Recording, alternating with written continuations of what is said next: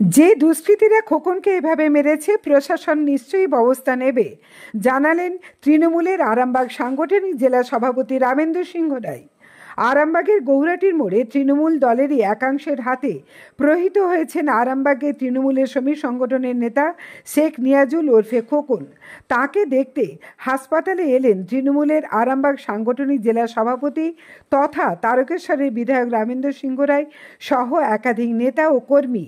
রামেন্দু সিংহ রায় শেখ নিয়াজুল ওরফে খোকনকে দেখে তার সঙ্গে কথা বলে বেরিয়ে সাংবাদিকের প্রশ্নের জবাবে বলেন, সবাই মমতা বন্দ্যোপাধ্যায়ের অনুগামী।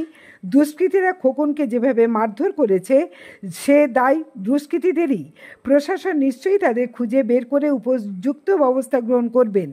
এখন দেখা যাক আরামবাগ পুলিশ আদৌ শেখ নিয়াজুল ওরফে খোকনকে যারা নির্মমভাবে মারধর করেছে সেই দুষ্কৃতীদের খুঁজে বের করে উপযুক্ত ব্যবস্থা গ্রহণ করেন কিনা।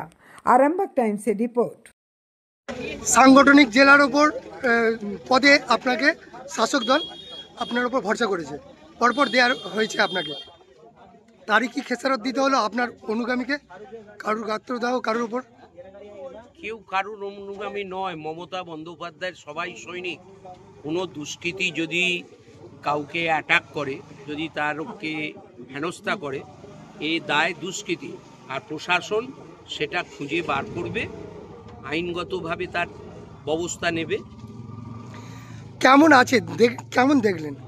অনেকটা সুবিধা আছে। ডাক্তারবাবু সন্ধ্যেবেলা আমার আসার আগে রাউন্ডে এসেছিলেন, ওর কোমরে একটা পেন হচ্ছিল, সেটার জন্যে দুপুর থেকে ইঞ্জেকশন দিয়েছেন, সন্ধ্যেও একটা ইঞ্জেকশন কমেছে। কালকে আবার ডাক্তারবাবু রাউন্ডে এসে যদি ভালো বোঝেন তাহলে ছাড়ে দেবেন।